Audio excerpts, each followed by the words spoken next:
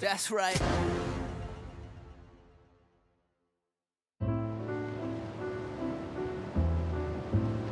When people ask me what it's like being me, my natural response is, well, I wouldn't know. I've never been any other way. When I was 12 years old, I was diagnosed with autism spectrum disorder. And over time, I've come to understand what this means for my life.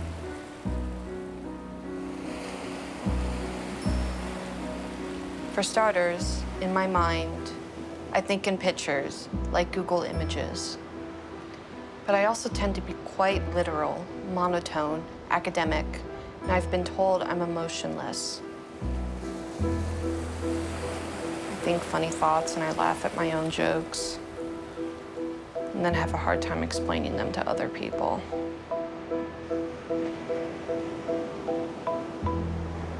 I'm 23 years old.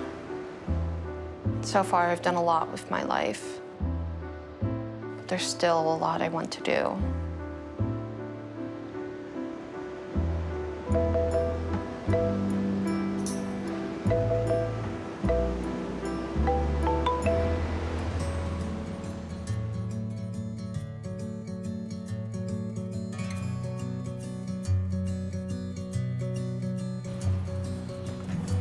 So Rory and I moved to LA, and we're currently looking for jobs. He's a sound designer. We brought our dog, and we're going to bring our cat as well once we find a place. Let's go, honey bear. I met Roy at Berklee College of Music in 2008. I'm sleepy. No, me too. This period of time when I was really depressed, he put up with my stuff. Jerry Maguire. Ew, no. Make like Tom Cruise and start singing in the car. And he knows how to clean and do laundry and cook. I just say those are very underrated skills in men. Well, hello there. I'm nervous for myself for a 9-to-5 job because what happens is I'll have anxiety attacks, or I'll have days where my senses are a lot more heightened to the point where I can hardly get out of bed. I can't eat because everything tastes gross, everything feels like, ew. The move to LA, like any human, has been really stressful for her. She's been amazing to set up all of these places that we'll be staying. Well, at least we've stayed so far ahead of time. It's made my transition way too easy, it seems like. Probably a little more difficult for her because she hasn't quite got an understanding of what she wants to do. For her, it's like she's still like, what am I gonna do? Who am I gonna work with? How am I gonna do this? And so if you call a boss or something 10 minutes before you're supposed to show up and try to explain what's going on, it's embarrassing. And I've done that a few times when I was working in labs, but I've told them some other excuse because I'm scared of being judged for being like, I have anxiety attacks. And so when I start to see Alex start to sleep more and start to not want to do anything, I'm like, okay, that's a symptom of her depression slowly creeping up on her. So we have to go do something. We have to do something that will get her out of bed. We have to go and have fun. Just do something to kind of bring her out of this rut.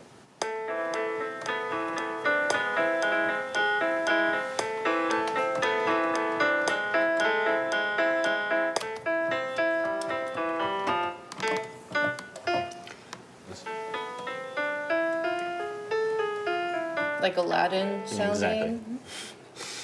Yes, exactly. I am very introverted, but academic-wise, not so much. I was doing biology with a focus on molecular biology. I won an award for this paper that involved being invited to speak at the UN Convention of Biological Diversity, which is in Hyderabad, India. It was great, and the only hesitation I have is because I was going through a really bad depressive episode during that time. So I even if things are great around me, that mask kind of blocks that feeling of happiness and satisfaction. I am a very visual thinker. I think in pictures, not words.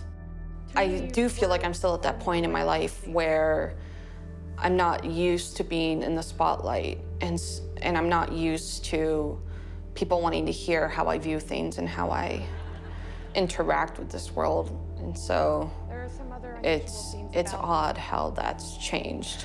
You may have noticed that I don't have much inflection in my voice. That's why people often confuse me with a GPS. So this can make basic communication a challenge unless you need directions. So. The key to my public speaking is not my body language, but it's more the fact that I say such weird and unexpected things with such a deadpan tone that it intrigues people. In terms of having Asperger's, it can be viewed as a disadvantage, and sometimes it is a real pain in the butt, but it's also the opposite. It's a gift, and it allows me to think innovatively. And humor is very strategic in all of my talks, because what it does is it makes people feel more comfortable talking about serious topics like mental health issues, how we treat people with disabilities. So when people think of Asperger's, the proper term is autism spectrum disorder. It was changed with this idea that behavior lies on a spectrum, and that there's high-functioning kinds of autism, there's middle grounds, there's low-functioning where you're nonverbal, and so that was the idea behind it. It's strictly, as another doctor that I know put it, those labels are for insurance money.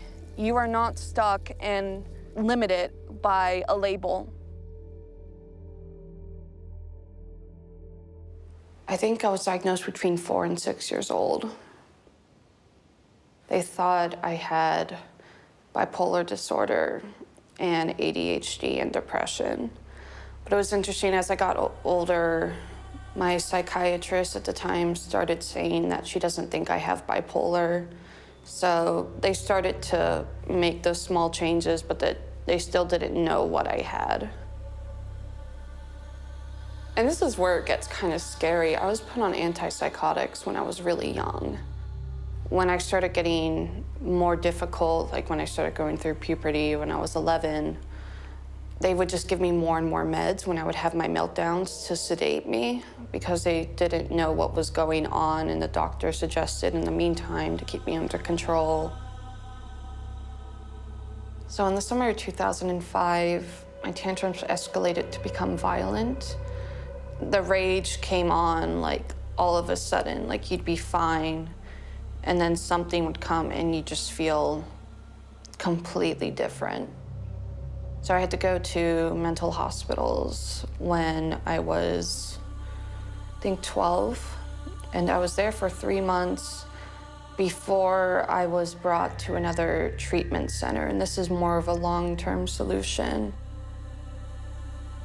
I don't know if it was me or if they were just messed up and gave me these medications that aren't even meant to treat what I was dealing with. One of the side effects of those medications was being medically induced into a state of psychosis. I started hearing and seeing things that weren't there. Like, I thought that the people there were out to get me, that they were trying to kill me, that they were poisoning my food. I couldn't sleep, which actually made the psychosis more severe if you don't sleep, because I was worried they were going to kill me. In order to escape that kind of mess, I started diving into my schoolwork there, because either I could be using my free time to interact with these people that I thought were trying to hurt me, or I could have my head in a textbook doing math equations.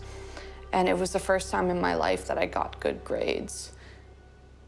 My parents weren't allowed to talk to me, vice versa, because I was deemed unsafe. I couldn't speak to them at all. I had a code word with my parents that I could say, and they would get me out of there, no questions asked, but I had no way to get that to them. I stole a pen or a pencil from one of the staff, And I threatened to stab them if they didn't give me a phone. And so I used the phone they gave me to call my parents and have them pick me up, and that's how I got out of there. Almost every night for 3 or 4 years, I'd have dreams about this place, and I'd see my hallucinations in my dreams, and it was absolutely horrible, and I'd have like flashbacks and stuff. In clinical terms, it could have been a mild form of PTSD. It was just a very horrible experience, and there's not too much I could have done, really. I mean, I was really young. I wasn't even 13 yet. Socially at school, that was very difficult. I was bullied a lot, and I had a few different friends, Brittany being one of them, actually. We were both kind of weirdos together. I remember our parents were talking about us, too, about just our quirks and stuff, while the other kids got invited to birthday parties, and we just kind of hung out. That's why I'm so happy that we've come out here and she has Brittany here, because it's, I think, kind of given Alex that sense of security that she has somebody like this to talk to out here, beyond me.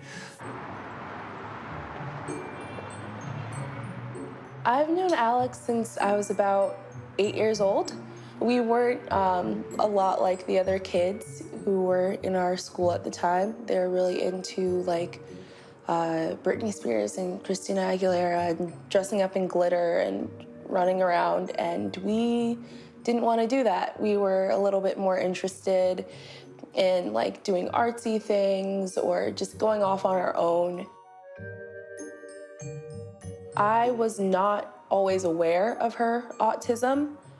St. Bart's, they were convinced she couldn't learn Spanish, she was slow. Fast forward, Alex is really good at Spanish, pretty fluent, and way better than anybody who we went to school with. And it wasn't like she had to work extra hard. She just decided, you know, after they told her she couldn't do it, it was like, okay, I'm gonna go do it. LA's stressful, but she has Roy, and she has me, and she has all her other friends out here. I don't blame her for being at odds with the beach. I'm at odds with the beach. Like, I could just see her face, where she would just want to sit down and be like, okay, can we go now?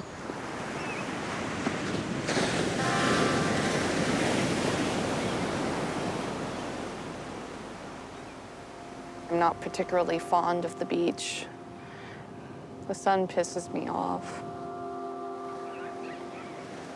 Even though I'm moving to LA, I don't plan to spend much time on the beach.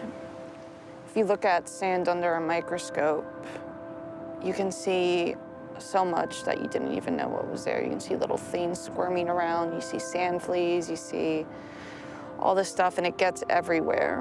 And when you go in the ocean, that's where the world dumps all of their trash, all of their fecal matter and waste. It's where things are in there that want to kill you. It's not my favorite thing in the world. I think about disasters a lot. Growing up, I had a fascination with very extreme storms, tsunamis, tornadoes, all of that fun stuff. And the great thing about California is that it's on a major fault line. Hopefully, I won't have to deal with the negative repercussions of that. Depression is a strong part in my life, an unwanted part. And then mood-wise, it comes in waves. It's, I would say, typical episodes last a few years, and then I'll maybe have like 4 to 6 months of not feeling that way. And with depressive episodes, what they look like changes over time as you change. Individuals with autism get an extra dose of what's coming in, but the interpretation of it, they may not always know what to do with that. Therefore, the reaction is not of the norm. I'm very highly empathetic, but I don't always know what to do with the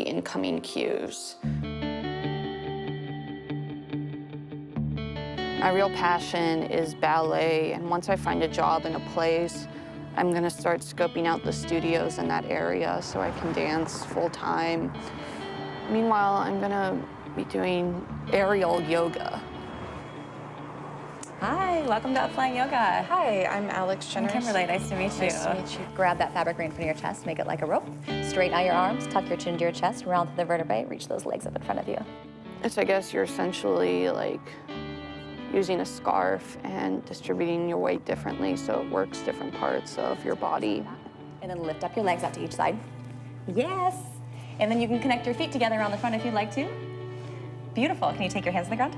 Lift up that right foot towards the sky. Gorgeous, look up towards the ceiling. Beautiful balance. Bend at your knees. Chair. Bring your chest out in front, straight line, making a plank. Nice. This has been a really unique experience, and I've honestly loved it. It's really impressive. Thank you so much. You did amazing. Thank you. Hanging upside down, swimming through the poses really quickly, it can be overwhelming, so it does take a little bit of time to get used to the plumb line, the center point, and the fabric, and you took the challenge on with open arms and I hope I Went up wasn't too cynical or negative, too. I just knew my body's limits at the time. no, you did great. You Yeah. did great. And then go ahead and stretch that left leg long back towards the sky. All the way back to your right toes.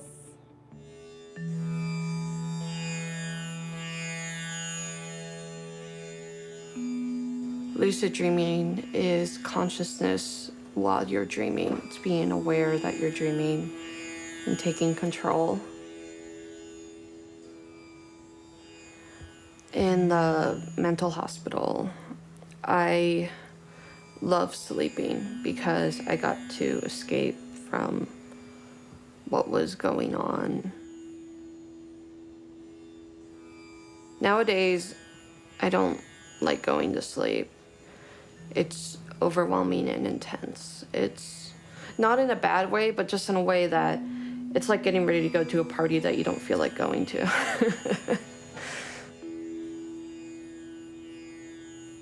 I choose to go to relatively the same places. I really like trees and green and all that fun stuff. And I oftentimes, when I want to relax, I go to that area. I also have like cities in my dreams. I'll have access to all my waking memories, but also memories of previous dreams. Another theory is my medications contribute to the way I dream, which I've talked to doctors, especially when I'm having night terrors, because I tried to change my meds to get rid of that. And they told me that the meds that I'm currently on don't have side effects that should be contributing to my dreaming, which I find hard to believe, but. Right now, I take 4 different medications. 2 of them are antidepressants. One of them is a stimulant, and the other one is an atypical antipsychotic. Roy, these are yours. I'm pretty sure that's yours. If you care so much, you can do your own laundry without my clothes in it. But you don't. You just mix it all in like it's a melting pot. Well, it's not. So with the antidepressants, what I've noticed is that it's not that it makes you happy. What it does is it makes you feel more neutral towards things. So you don't feel the extremities and emotions like extreme happiness or extreme sadness. Okay, the dryer doesn't eat things. I don't know what you're talking about. Yeah, it does. No, it doesn't. Dryers. It doesn't even have a mouth. What Niaderol does, it makes my thoughts more coherent. Here you go, my love. For me, it makes it so I can sit down at my desk, and actually have the mental space to do it. I still have the challenges with doing my work. It's not that I'm focusing or getting work cranked out super fast. It's more like it makes it so I can even start the work to begin with.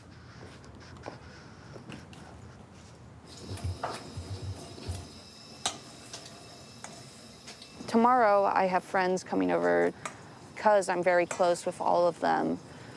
I'm not too worried about feeling anxious. I need a butcher knife. No, you need like one of those, like that one right there. Like a machete. But at a lot of parties or a lot of social gatherings where I don't know anyone, like networking events, it stresses me out completely. I'm so socially anxious. My body language is closed. I might have my arms folded.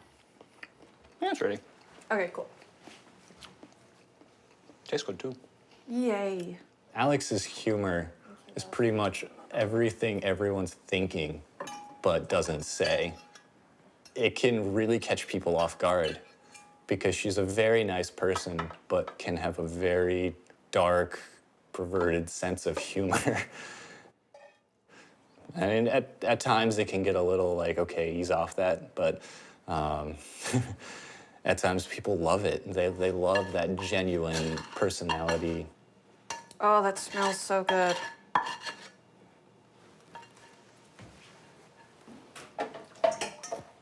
Alex, I'm curious whether you've had any use for that oil painting that of you with the coral background. Oh, by L.J. Daub. Yeah. I had it as my Facebook profile picture, and it got the most likes out of any profile picture. Even the cute ones are throwing eye to prove that I'm not a lesbian. Because it was funny in high school, people thought I was like a lesbian, which I don't really care either way, because I have no problems with like sexual orientation and stuff. But I just didn't really have a public boyfriend really ever, or on Facebook or anything. So it was kind of funny how. How those things put pressure on people today. Yeah, it's kind of ridiculous actually. But I think people are becoming more aware of social justice stuff. But what I love about that painting, About what? Social justice issues. What does that mean? So what I mean by that is the pressure to prove your sexuality. Like in high school, whether it be maybe pertaining to certain gender roles, being more feminine, being that, or having a boyfriend and doing PDA. So peer pressure? Yeah. You were going to tell me something about what you like about that painting. Is that it features, I know, sorry, I don't know. I get distracted easily. Yeah, Alice asked a question. I like how it features different parts of my life that I enjoy. Like neuroscience, you have me holding the brain, and you have like the fishies and cute stuff in the background too. So the coral reef aspect, and plus I look sexy as hell in that picture too. It's good, isn't it? Very good. Well, LJ. I try to be polite and ask questions, and I'm working on that with my therapist right now, is not showing how I'm feeling inside in my body language, so people would feel more comfortable talking to me. There's got to be a reason why there is this ridiculous increase in autism. It cannot just be that more people are aware now. So either this is the breakdown, and I'm not a scientist, I don't know, and like all the chemicals in your body that's screwing up, I don't know, there's the theorists about the vaccines, who knows what all this That is not a true theory, that scientists falsified his data. Have you heard of the epigenetic theory? Let's hear. So basically, the epigenetic theory combines the nature versus nurture argument, genes and environment, basically saying that autism forms in the womb as a product of cortisol being released, so stress that the pregnant mothers go through. And so that's But wouldn't this be detectable in prenatal care? If you have a high rate of cortisol? When you do blood work, they do everything. So why don't they know about this? Well, there's a lot of research, but you know how like when research published from that and then getting it to a point where it's clinical and being used in treatment, huge gap. There's an epidemic. What is it, 1 in 30 kids now has autism? Yeah, it's gone from 1 to 68 to 1 in like something like that. I don't remember the statistic. Well, but it's a really I would call that an epidemic. And it mostly hits boys, right? It's more easily diagnosed in boys. But What are the differences? Okay, so with boys, they're more likely to act out in aggressive manners. With girls, they're more likely to withdraw. Yeah. So these kids don't want to talk to anybody. All they want to do is text. It's true. I do agree that technology has negatively impacted and changed the way that social skills are being defined, which It's a problem. it is a huge problem. They don't talk to each other, they can't communicate, they don't want to talk to each other. They can be in the same room and be texting. It's like, are you kidding me? Put that down and speak to each other.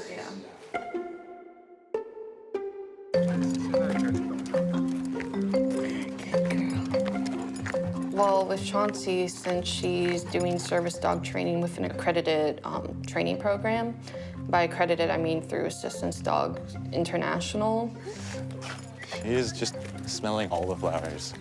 I really wanted a psychiatric service dog to be my little buddy and companion, because to this day I still have really bad social anxiety. It's like, I see another dog. Look at her run. Her legs are like... It's the most derpy run I've seen. I know, well, the benefits of Chauncey have been Alex having that confidence to talk to strangers that she may otherwise never talk to, because they come up to her being like, oh my goodness, your dog is so cute. And that's an immediate kind of thing for a human to start to talk to another human, is that animal right there. She got hip surgery. She got, yeah, double in hip. December. Yeah. And it's a bit tight, but she's fully recovered in terms of the muscles and stuff. She's gorgeous. Thank you. So anyone that sees her is just like, oh my goodness, can I please pet your dog? Or they're terrified of her because she's huge. Is it? Good girl. Oh, I have that. Can't deny the fluff. She might be in here. They're gonna crash yoga now, just kidding. Come on, honey. I know, life is rough. I'm trying to start a small business for myself in Podium. It's a social tech impact company. Product is an iOS application that is also going to be a web-based application. What do you like to do outside of work? You'll have the speech in front of you and you'll have the camera. So you'll be looking at the eye contact while you read the speech and really seeing how many times you maintain eye contact, whether you're looking away, whether your tone is off. The reason why this is so important is that autism has the highest rate of unemployment among developmental disabilities. Okay, so there it's asking me how loud am I compared to Siri. I don't want to work for a company that has a closed-minded view of disabilities, and I'm sure nobody else would either. So this app isn't prepping people to go into the workforce where they can't be themselves. It's prepping them to feel more confident so they can advocate for their own needs. And through that, I do believe that the employment rate will increase for them.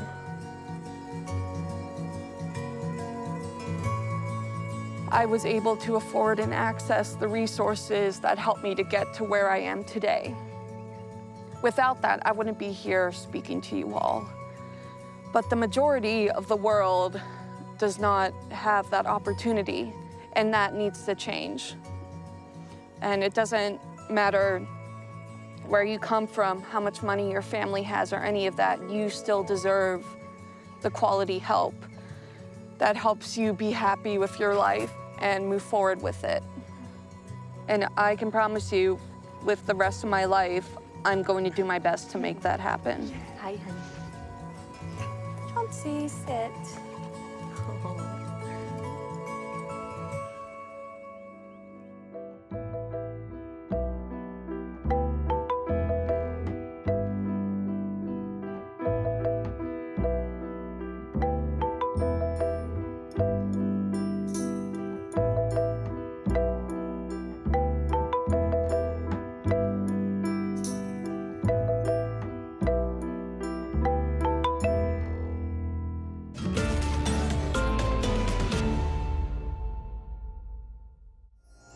Attitude was made with funding from New Zealand On Air.